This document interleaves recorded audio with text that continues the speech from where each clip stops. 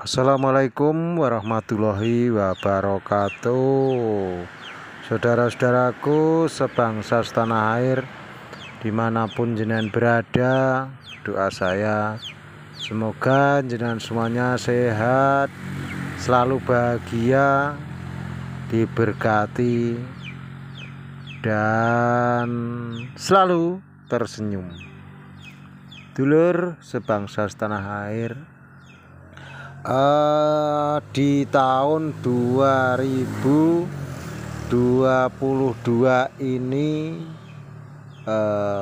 bulan Oktober lur, sudah tanggal 10 lebih.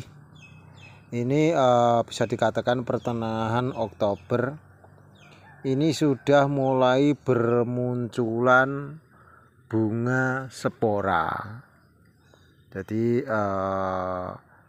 di lahan-lahan terutama yang bulan 5 sampai bulan 9 kemarin tidak dipanen, itu rata-rata tumbuh bunga spora.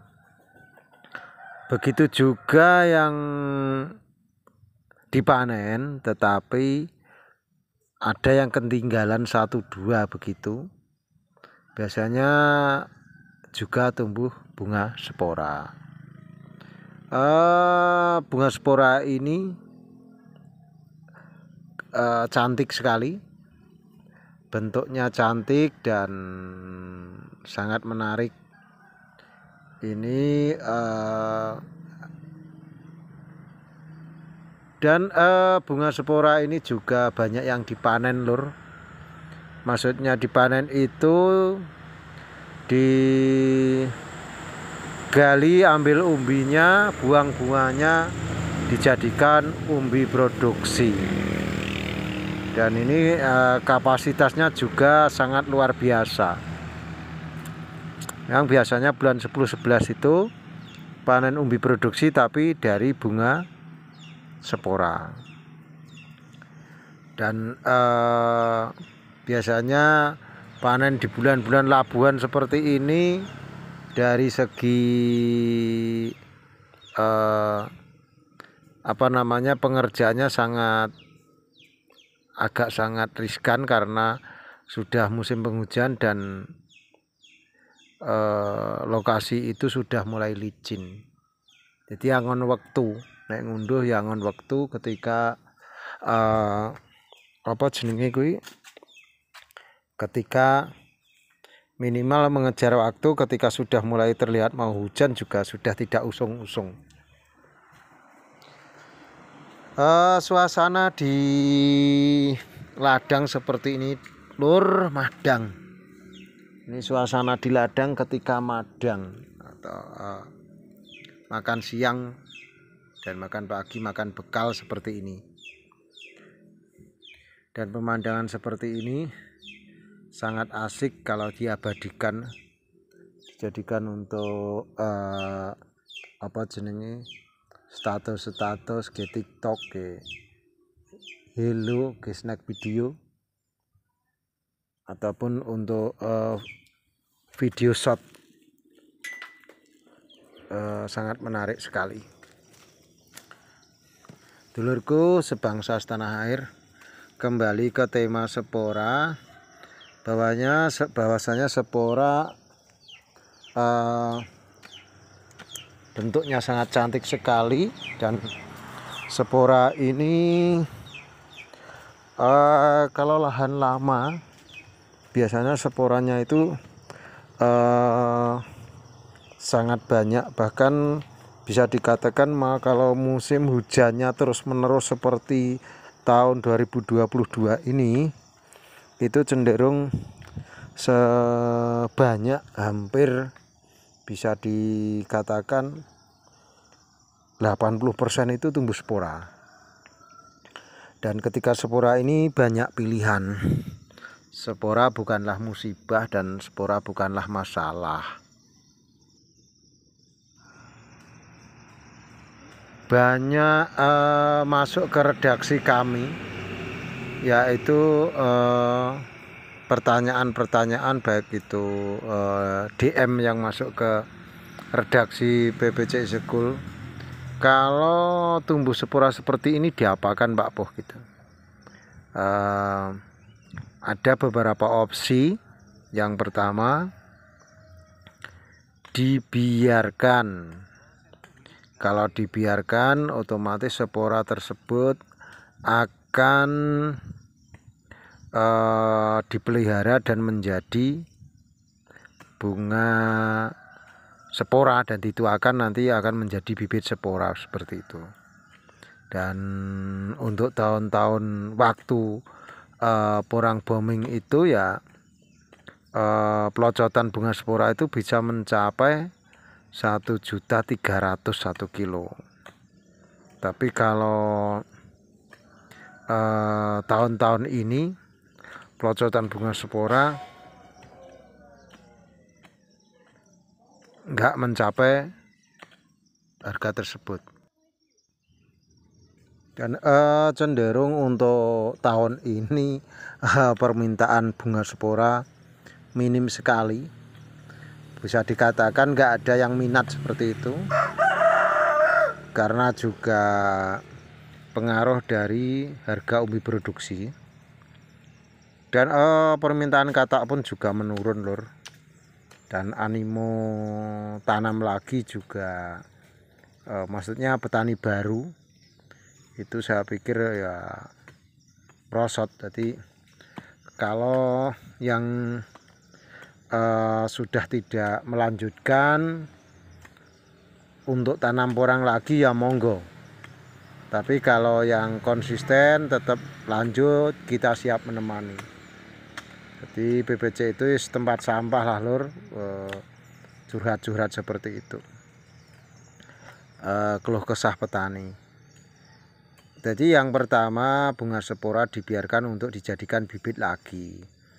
Tetapi kalau dijadikan bibit lagi memang untuk pelocotan sporanya harganya mahal, tapi untuk umbinya cenderung dia akan mengkerut atau bobotnya malah hilang, dan dalamnya itu akan menjadi styrofoam. Itu pilihan yang pertama, monggo mau dijadikan spora ya monggo, atau tidak. Dan pilihan kedua atau opsi kedua, bunga spora ketika muncul dipotong. Dipotong berarti sporanya tidak dihidupkan. Dipotong mepet lemah, jadi dipotong mepet lemah gitu. Dan pemotongannya kapan? Saat-saat seperti ini ketika spora batangnya belum berwarna hijau. Jadi ketika spora batangnya masih warna pucat, itu dipotong saja. Tujuannya kalau dipotong dia akan tumbuh tunas baru, dan tunas baru itu nanti akan menjadi daun. Tetapi tumbuhnya juga terlambat lur. Jadi dengan yang normal biasanya terlambatnya 1 bulan sampai 1,5 bulan.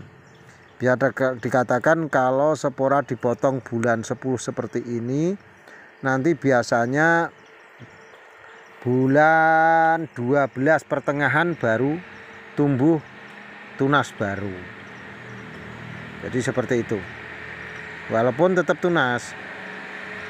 Kalau pemotongan itu dilakukan terlambat, bisa jadi karena terlambat itu dia cenderung angkrem. Kalau orang Jawa bilangnya angkrem, atau dia standby, tidak tumbuh tapi juga tidak busuk di dalam tanah. Umbinya tidak busuk tapi juga tidak tumbuh, jadi standby, aman. Tapi ya rugi karena spora nggak menghasilkan katak, dan umbinya cenderung tidak tambah bobot maupun pembesaran. Itu kalau dipotong. Jadi yang pertama tadi dibiarkan, yang kedua dipotong. Terus yang ketiga spora di bulan-bulan ini, bulan 10 ini sudah ada hujan, dibongkar, umbinya dikeluarkan, bunganya dibuang atau tunasnya dipotong, terus langsung dipecah. Umbinya itu dipecah, menjadi 4 atau menjadi 6 atau menjadi 8 atau menjadi 2, tergantung selera. Terus ditanam lagi, itu menjadi umbi belah. Kalau umbi belah ini cenderung tumbuhnya juga terlambat,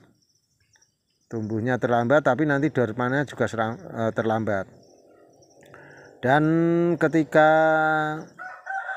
dia tumbuh nanti, dia akan tumbuh menjadi daun.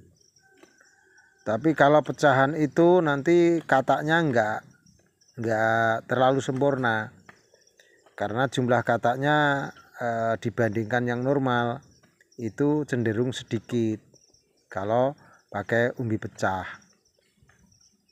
Jadi intinya begini, spora itu diangkat, umbinya langsung dipecah di ladang, langsung ditanam lagi. Itu dan bunganya dibuang. Itu pilihan yang ketiga. Jadi terserahlah, mau kalau dikembangkan lagi ya daripada beli bibit, lagi bisa mengembangkan belahan umbi spora itu tadi. Jadi yang pertama dibiarkan, yang kedua dipotong tapi tidak dibongkar, yang ketiga adalah diangkat umbinya, bunganya dipotong tapi dipecah-pecah, tanam lagi. Keuntungan dari ini jumlahnya akan lebih banyak, dan sekali tumbuh nanti juga agak besar, tergantung pemotongan. Kalau potong jadi 2 ya masih agak gede, kalau semakin kecil pecahannya akan semakin kecil batangnya. Dan tapi ini punya kelemahan, biasanya gampang terjangkit jamur fusarium atau busuk pangkal batang. Jadi bejo-bejan juga, itu sama dengan main, tadi spekulasi gitu. Kalau bagus kadang ya rintip apik tukul kabeh gitu, kadang juga ada errornya sekitar ya 10% atau 15%, mungkin busuk atau bagaimana, atau terjangkit infeksi dari pupuk-pupuk yang diberikan, itu juga bisa. Itu pilihan yang ketiga. Terus sekarang pilihan yang keempat, ini sangat bagi saya ya, saya pilih yang nomor 4 ini. Umbi saya bongkar. Jadi umbinya saya bongkar, bunganya saya buang. Yang standarisasi umbi produksi saya masukkan karung, jual umbi produksi atau dibikin chip. Terus yang masih di bawah 1 kilo itu kita pecah-pecah lagi untuk menggantikan tempat yang kita bongkar itu tadi. Jadi begitu cara kami, dan biasanya juga masih kita tambahi katak. Jadi 1 lubang itu umbi pecah sama 1 katak atau 2 katak gitu biasanya. Terus kemarin ada di kolom komen ada pertanyaan, dengan jarak rapat tanam katak yang 1 lubang isi 2-3, apakah nanti pertumbuhan umbi tidak mepet? Jawabannya ya mepet, tapi di situ umbi itu akan mencari makan sendiri-sendiri. Walaupun 1 lubang diisi 3 ataupun 5 atau sak gegem, itu dia akan tumbuh sendiri-sendiri. Jadi tumbuh sendiri-sendiri dan nanti besar pun juga terpisah. Jadi karena biasanya kata-kata reject atau kata-kata yang jelek atau bibit-bibit yang istilahnya afkir, besortiran, itu biasanya ditanam seperti itu. Memang ini audionya agak terganggu dengan suara-suara motor dan kendaraan, karena kami kebetulan mengisi suara ini di gubuk dekat dengan jalan raya. Tidak mengurangi rasa hormat, yang penting isinya. Kalau memang isi dari urean ini bermanfaat, ya silahkan like, comment, and subscribe, atau di download kalau bermanfaat. Kalau tidak bermanfaat ya di skip saja, gitu aja kok repot. Dulur-dulur sebangsa setanah air, khususnya bunga Sephora, dari pilihan-pilihan itu mana yang cocok sekiranya untuk jenengan.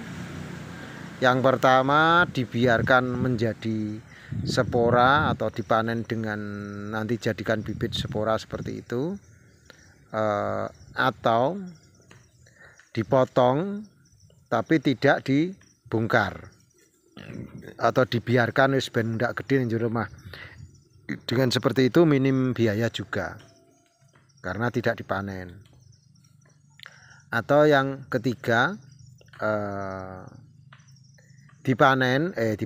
dibongkar dan dipecah-pecah untuk ditanam lagi, untuk perluasan lagi.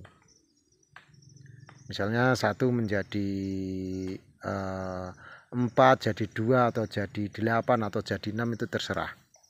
Yang penting cara pembelahannya, semua belahan itu mengenai lingkaran yang lumpangan atas itu, karena separuh dari umbi itu yang bagian samping dan atas itulah calon mata tunas yang baik ada di situ. Atau dengan cara yang ketiga, dibongkar terus bunganya dibuang, terus yang kecil dibelah-belah, terus yang gede dijual produksi atau dikeringkan. Terserah nanti yang mana yang cocok kangge jenengan dari keempat pilihan itu. Kita cuma memberikan materi dan semoga tetap jenengan semangat. Kita tetap menemani yang konsisten lur. Khusus yang nyinyir nun sewu kalau di channel kami sama admin tetap dibalas. Jenengan pedas dijala pedas karena kita seperti itu. Dulur-dulur istilahnya dol tinuku lah lur. Jadi kita berbagi untuk kebaikan. Kalau diterima jelek mungkin ya adminnya ya ora sabar lur. Maklumilah sifatnya manusia, adminnya juga manusia. Petani itu bebas, petani itu cerdas. Tetap jaga tali persaudaraan dan tetap semangat, tetap di jalur porang. Dan wassalamualaikum warahmatullahi wabarakatuh. Suwun.